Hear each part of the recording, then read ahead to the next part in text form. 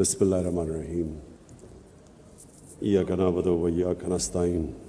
میں آج ویسے دیکھ رہا ہوں بڑی سنجیدہ قسم کی میٹنگ ہے، کوئی تالی نہیں بجا رہا، کوئی بول نہیں رہا، بیچارے شکلوں میں کوئی عجیب سی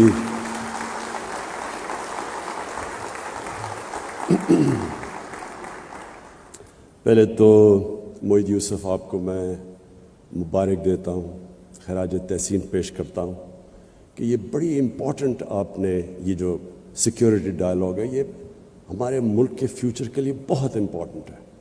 ہم نے کبھی اس طرح کی سیکیورٹی کے اوپر کوئی بات کی نہیں کہ ہمارے ذہن میں سیکیورٹی کا مطلب تھا فوج، اور ہم نے اس سے آگے کبھی سوچا ہی نہیں کہ سیکیورٹی ایکچولی ملٹی ڈائمینشنل چیز ہوتی ہے۔ سب سے بڑی اگر قوم میں انسیکیورٹی ہوتی ہے تو وہ تب جب اس کے ملک میں ایک چھوٹا سا جزیرہ امیر لوگوں کا ہو اور غریب کے سمندر کے بیچ میں ہو، یعنی جب ایک ملک کی پراسپیرٹی انکلوسیو نہ ہو وہ ملک ہمیشہ انسیکیور رہتا ہے۔ تو میں جب مدینہ کی ریاست کی بات کرتا ہوں مجھے بڑا افسوس ہوتا ہے کہ لوگوں کو اس چیز کانسیپٹ سمجھ ہی نہیں ہے مدینہ کی ریاست کیا ہے۔ وہ سمجھتے ہیں جی ووٹ لینے کے لیے بات کر رہے ہیں یا کوئی پتہ نہیں اسلام کو استعمال کر رہے ہیں پولیٹکس کے لیے، اس لیے کیونکہ لوگوں نے اسٹڈی ہی نہیں کیا وہ ماڈل۔ وہ ایک اتنا یونیک ماڈل تھا کہ ایک عظیم لیڈر نے وہ لوگ جن کی حیثیت ہی کوئی نہیں تھی ان کو اس نے اکٹھا کر کے دنیا کا عظیم سویلائزیشن بنا دیا۔ یہ تاریخ کا حصہ ہے، یہ کوئی میتھولوجی نہیں ہے۔ ہمیں پتہ ہے کہ وہ کب مدینہ تشریف لے کے آئے اور وہ کب دنیا سے گئے، یہ تاریخ کا حصہ ہے۔ وہ کتنے لوگ تھے پہلی جنگ میں اور 10 سال کے بعد وہ کیا تھے، وہ 20 سال کے بعد وہ سویلائزیشن کدھر تھا، 25 سال کے بعد 50 سال کے بعد سویلائزیشن کہاں تھا۔ یہ تاریخ کا حصہ ہے۔ وہ ماڈل کیا تھا؟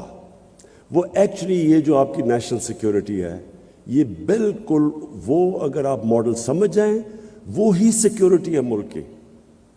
انہوں نے دنیا کی پہلی ویلفیئر سٹیٹ قائم کی، پیسے بھی نہیں تھے ان کے پاس، کوئی دولت نہیں تھی، بڑے ہجرت کر کے آئے تھے، غریب لوگ تھے، لیکن انہوں نے ایک چیز ثابت کی کہ جب ایک قوم اپنے کمزور طبقے کا دھیان رکھتی ہے اصل میں سیکیورٹی وہ ہے، وہ سیکیور ہو جاتی ہے، قوم کھڑی ہو جاتی ہے، سب کا سٹیک ہوتا ہے قوم کے اندر۔ جب تک کہ ہر انسان کا سٹیک نہیں ہوتا آپ جتنے مرضی 22 کروڑ کا ہجوم ہے وہ انسیکیور رہے گی ہمیشہ۔ سیکیورٹی تب آتی ہے جب ہر شہری اپنی قوم کو اون کرتا ہے۔ فوج سیکیورٹی نہیں دے سکتی، لمیٹڈ سیکیورٹی ہے۔ سیکیورٹی دیتی ہے عوام۔ عوام جب کھڑی ہو جاتی ہے قوم بن جاتی ہے، وہ سب سے طاقتور قوم ہے۔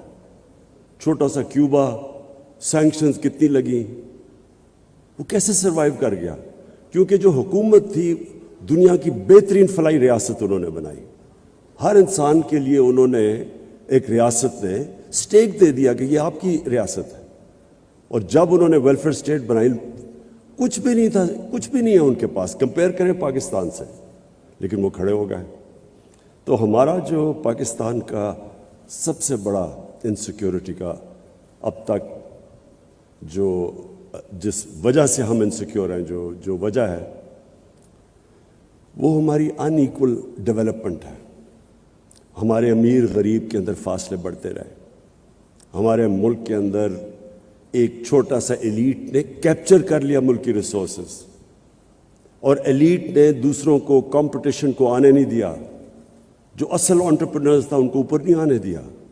اس نے ساری ریسورسز، اور اس سے زیادہ ظلم کا نظام کیا ہوگا کہ چھوٹے سے ایلیٹ نے ایک انگلش میڈیم سسٹم لے آیا ایجوکیشن کا، اور ایجوکیشن سسٹم کے ذریعے لوگوں کو نیچے کر دیا، ایک اپارٹھائڈ بنا دی کہ جو صرف اچھی نوکری انگلش میڈیم، باقی عوام کے لیے سیکنڈری نوکریاں۔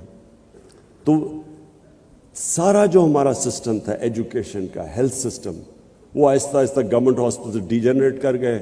صرف پرائیویٹ ہاسپٹل میں لوگ جا کے اچھا علاج کروا سکتے تھے یا ملک سے باہر جاتے تھے. اور وہی جسٹس سسٹم کے اندر بیچارہ غریب جب طاقتور کے سامنے آتا تھا اس کو جسٹس نہیں ملتا تھا, بے روزگار ہوتا تھا, اس کو کوئی اسٹیٹ کوشش نہیں کرتی تھی اس کی مدد کرنے کے لیے. تو ہمارا جو یہ نان انکلوسیو گروتھ ہے, میں اگر مجھے کہیں کہ ایک چیز پاکستان کی انسیکیورٹی میں جس کا سب سے بڑا ہاتھ ہے وہ یہ تھی. اور سیکنڈلی رول آف لا. کوئی بھی دنیا میں معاشرہ اگر سمجھتے ہیں ہم کہ وہ ترقی کر جائے گا, وہ اپنے پوٹینشیل پہ پہنچ جائے گا, وہ رول آف لا کے بغیر نہیں پہنچ سکتا.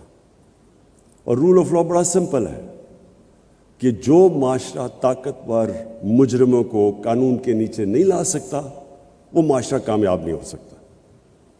اور یہ جو دو سب سے امپورٹنٹ چیزیں تھیں یہ ریاست مدینہ میں, اور بڑے انہوں نے زبردست پرنسپلز لے کیے تھے, لیکن اس کی فنڈامنٹل جو بیسس تھا وہ نمبر 1 تھا ویلفیئر اسٹیٹ, نمبر 2 تھا رول آف لا. کیونکہ رول آف لا بھی لوگوں کو اسٹیٹ کے ساتھ جوڑ دیتا ہے. ایک اسٹیٹ جو مجھے انصاف دیتی ہے میں اس کا حصہ بننا چاہتا ہوں, جس کے اندر میرے رائٹس پروٹیکٹڈ ہیں, میری جان اور مال کی حفاظت ہے, میں کمزور سے کمزور ہوں لیکن اسٹیٹ مجھے پروٹیکٹ کرتی ہے, میں اس اسٹیٹ کا حصہ بننا چاہتا ہوں. تو اگر آپ یہ دیکھیں ہندوستان کی تاریخ تو اوپر سے کانکررز آتے تھے نارتھ سے, ایک دفعہ وہ نکلتے تھے افغانستان سے اور قبائلی علاقے سے سیدھا دلی تک پہنچتے تھے. ریزسٹنس کوئی نہیں ہوتی تھی, ہونے نہ ہونے کے برابر تھی. کیوں نہیں لوگ ریزسٹ کرتے تھے؟ کیونکہ لوگوں کا اسٹیک ہی نہیں تھا سسٹم میں. فیوڈل سسٹم تھا, اوپر جو بیٹھا ہوا تھا اس کو کوئی جو وہ چاہے کر سکتا تھا, نچلے والوں کے رائٹس ہی کوئی نہیں تھے. تو جو اوپر بیٹھا ہوتا تھا وہ اگر ریپلیس کر دیں تو ان کو فرق نہیں پڑتا تھا, دوسرا جو مرضی آ کے اوپر بیٹھ جائے. سو جو نیچے لوگ تھے جب آپ ان کا اسٹیک ہی نہیں تھا تو وہ سارے کوئی ریزسٹ نہیں کرتا تھا. افغانستان اور قبائلی علاقہ دیکھ لیں, ان کا بڑا ایگیلیٹیرین سسٹم تھا, ان کا رول آف لا بھی وہاں تھا, جو ان کا جرگہ سسٹم تھا, جوری سسٹم تھا, اور وہی جرگہ سسٹم ایک ڈیموکریٹک سسٹم تھا, ایک مشاورت تھی, کوئی اکیلا آدمی فیصلہ نہیں کرتا تھا. تو وہ لوگ اپنی آزادی کے لیے لڑتے تھے. یہ جو سارا قبائلی علاقہ انگریز کے ساتھ 80 سال لڑتا رہا. افغانستان ہے آپ کے سامنے, جو باہر سے آیا اسے ریزسٹ کیا, کیونکہ وہ لوگ آزاد لوگ ہی آزادی کے لیے لڑتے ہیں. جب آپ لوگ آزاد ہی نہیں ہیں تو وہ کون لڑے گا؟ تو یہ جو رول آف لا ہے یہ صرف یہی نہیں کہ لوگ اون کرتے ہیں اس سوسائٹی کو, بٹ وہ پراسپر بھی وہ کرتا ہے معاشرہ. یہ جو بار بار میں اپنے لوگوں کو یونائٹڈ نیشن سیکرٹری جنرل کی جو رپورٹ ہے, فیکٹ آئی پینل کی رپورٹ ہے, جس میں وہ کہتے ہیں کہ 1.6 ٹریلین ڈالرز, 1.6 ٹریلین ڈالر, 1600 ارب ڈالر ہر سال غریب ملکوں سے جاتا ہے امیر ملکوں سے اللیگلی, منی لانڈر ہو کے. غریب ملکوں سے جاتا ہے امیر ملکوں سے. کون لے کے جاتا ہے؟ طاقتور جو کرپٹ لوگ ہیں غریب ملک کے, جو رولنگ ایلیٹس ہیں, وہ چوری کر کے اپنے ملک کا پیسہ ویسٹرن کیپٹلز اور آف شور اکاؤنٹس میں لے جاتے ہیں. تو یہ سارے طاقتور ہیں, وہ کیوں نہیں روک سکتے؟ کیونکہ ان کا رول آف لا نہیں ہے. سسٹم طاقتور ڈاکو کو کنٹرول نہیں کر سکتا, اس لیے وہ غریب ہیں. نائجیریا دیکھیں, ان کے ابھی مجھے ڈیفنس منسٹر آئے تھے, میری ان سے میٹنگ ہوئی, تو میں نے ان سے پوچھا, میں نے کہا تمہارا تیل کا کیا ریونیو ہے؟ 80% نائجیریا کا جو ریونیو ہے وہ تیل سے آتا ہے, لیکن وہ غربت ہے. اور وہ خود مجھے کہتے ہیں کہ ہم کرپشن نہیں کنٹرول کر پا رہے ہیں.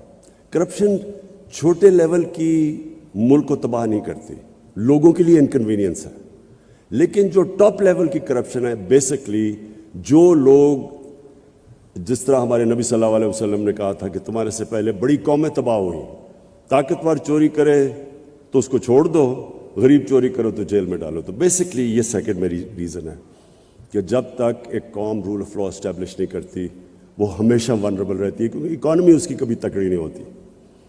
اور تیسری چیز, خودداری, انڈیپینڈنٹ فارن پالیسی.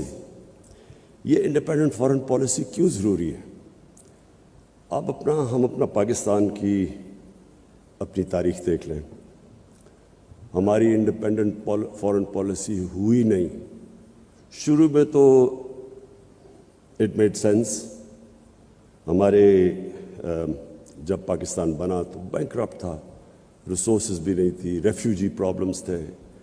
تو تب تو گورنمنٹ سے, جس طرح سیکنڈ ورلڈ وار میں مارشل پلان آیا یورپ میں, کہ ایک بالکل ڈیوسٹیٹڈ سسٹم کے اندر تو آپ بورو کرتے ہیں یا ایڈ لیتے ہیں.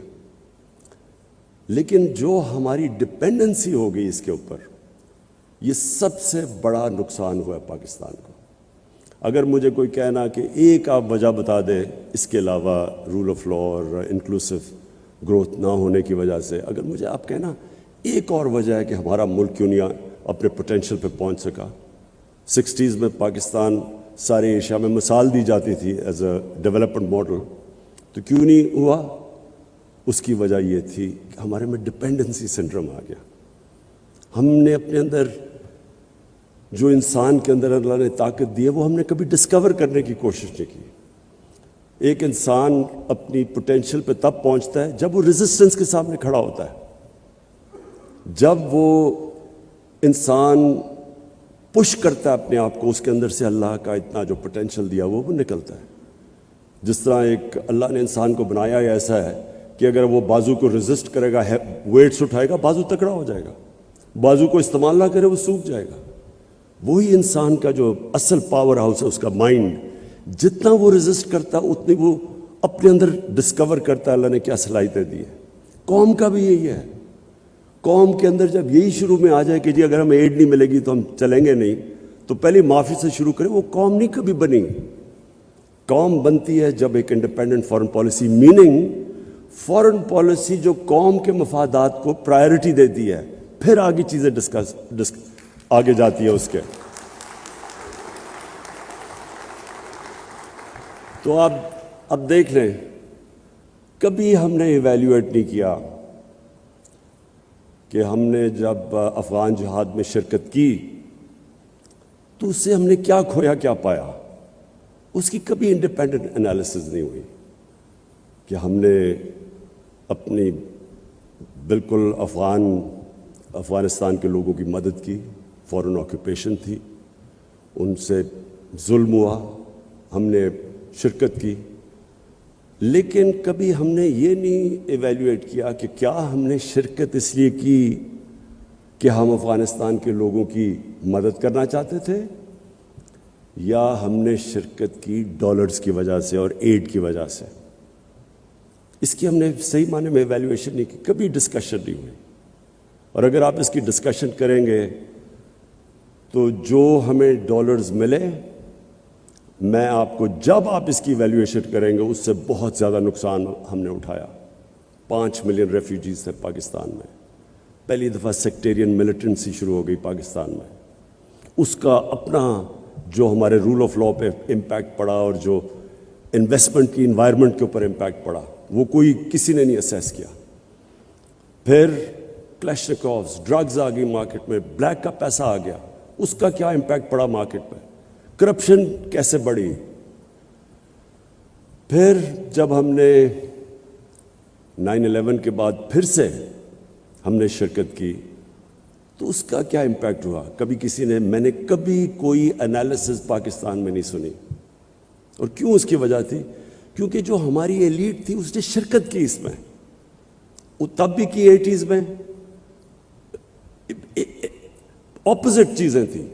80s میں ہم کر رہے ہیں کہ جی ہم فورن آکوپیشن کے خلاف ہیں, 2000 کے بعد ہم کر رہے ہیں کہ نہیں جی اب فورن آکوپیشن کے بعد جو ریزسٹنس ہے وہ ٹیررزم ہے.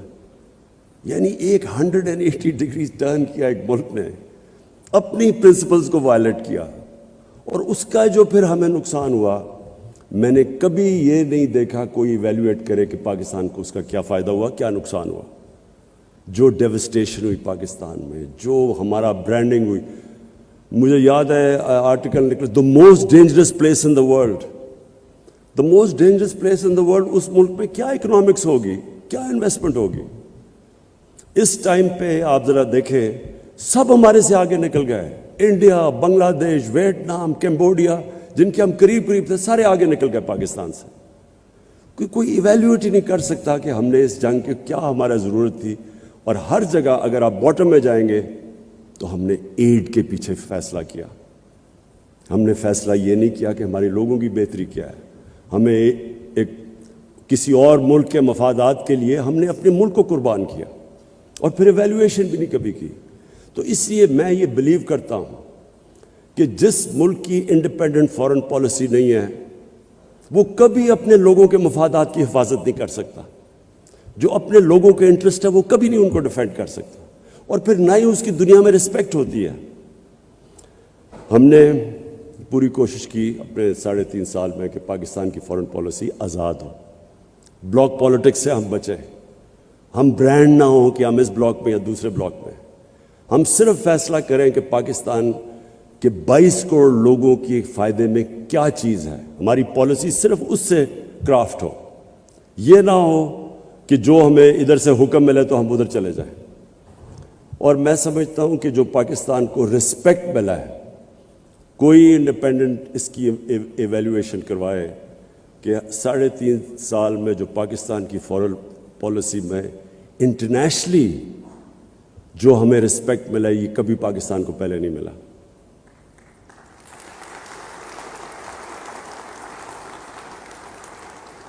ہمیں بڑا ناراض ہو کے ایک ہمارے بڑے طاقتور ملک کہا جی آپ رشیا کیوں چلے گئے. ایک ملک کو کہہ رہے ہیں کہ آپ نے رشیا کا دورہ کیوں کیا ہے اور غصے ہو گئے ہیں. ہندوستان جو ان کا ایلائی ہے کوڈ کے اندر ان کا ایلائی ہے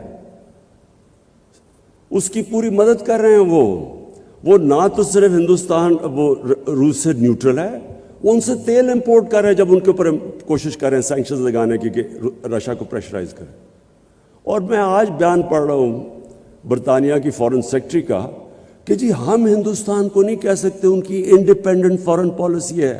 اٹس این انڈیپینڈنٹ کنٹری. تو ہم کیا ہیں؟ ہمیں تو صرف آپ وہاں کیوں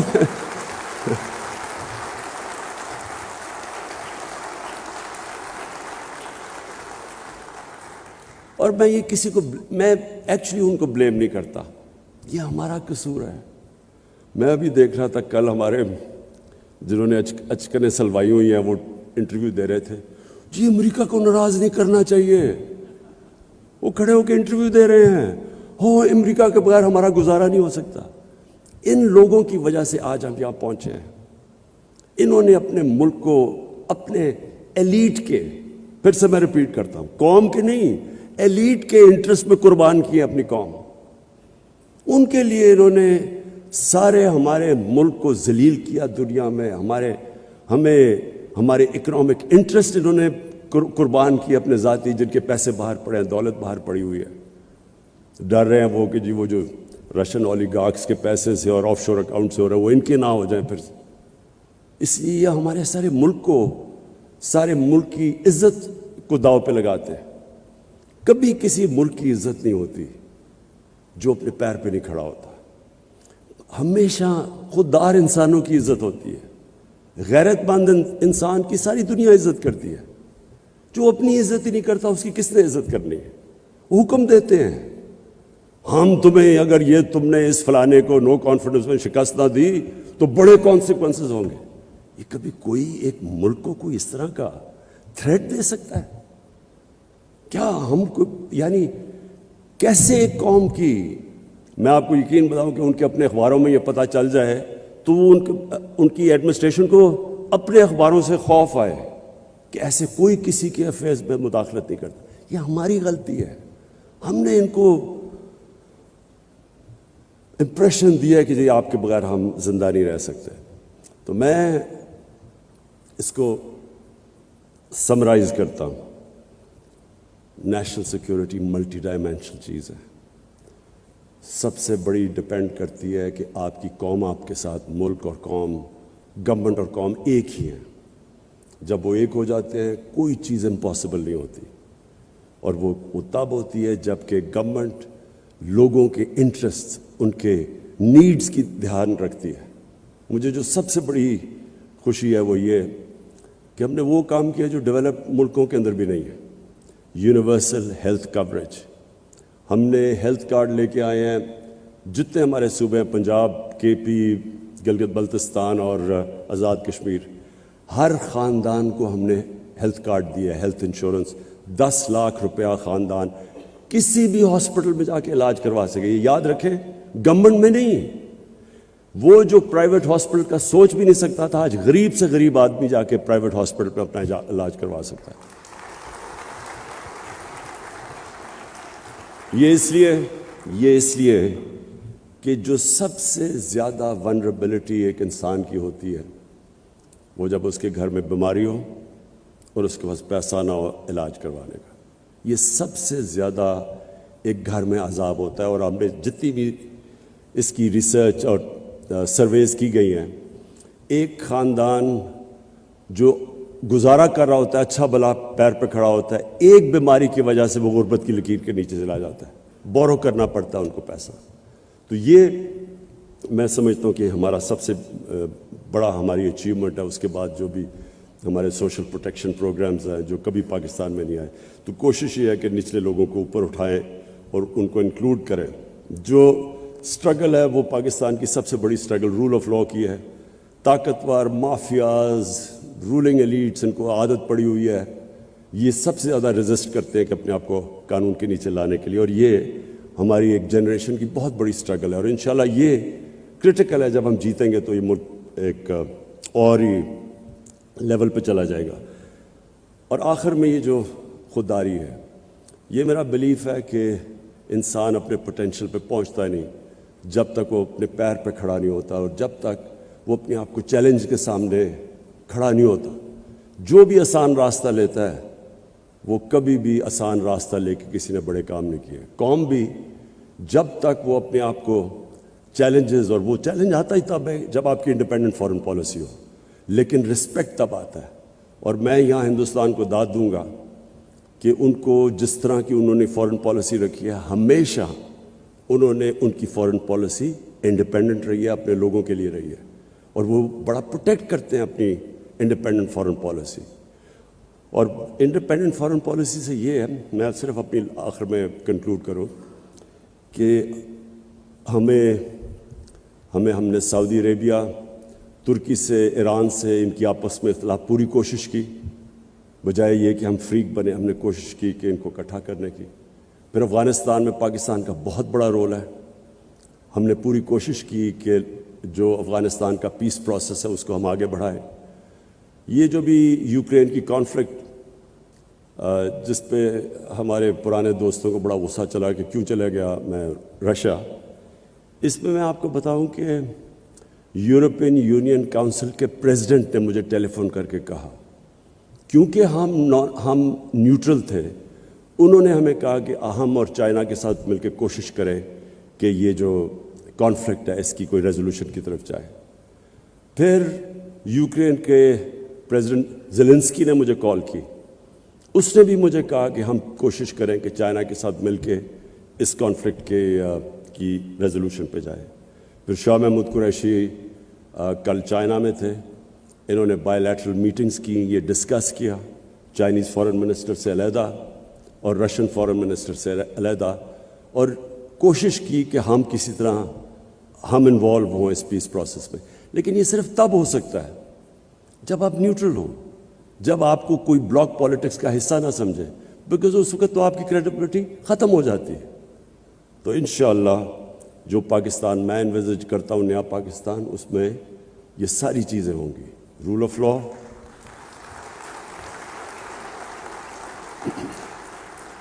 رول آف لا, فلاحی ریاست جس میں انسانیت ہو, جس میں انکلوسو گروتھ ہو, اور ایک انڈیپینڈنٹ فارن پالیسی جس کا صرف ایک مقصد ہو کہ ہمارے لوگوں کے انٹرسٹ کو پرائرٹائز کیا جائے.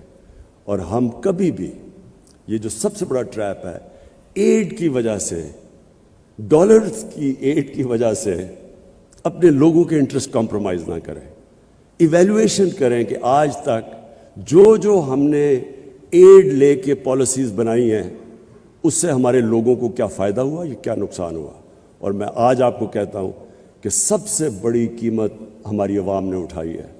جب ہم نے ڈالرز لے کے کانفلکٹس کے اندر حصہ لیا ہے تو قیمت ہماری عوام نے اٹھائی ہے. ایلیٹ جو چھوٹی سی تھی، جن کے بینک اکاؤنٹس بھی باہر ہیں، آف شور اکاؤنٹس، ان کو تو فائدہ ہوا ہوگا، لیکن پاکستان نے لوز آؤٹ کیا. تو میں معید آپ کو پھر سے اینڈ میں سیکیورٹی ڈائلاگ کی خراج تحسین پیش کرتا ہوں. یہ بڑا زبردست آپ نے کام کیا سارے اسٹیک ہولڈرز کو، تاکہ ہمارا ایک کنسنسس بنے سارے ملک میں کہ جو ہمارا سیکیورٹی کا جو روڈ میپ ہے وہ سب اسٹیک ہولڈرز اس کو اون کریں. شکریہ.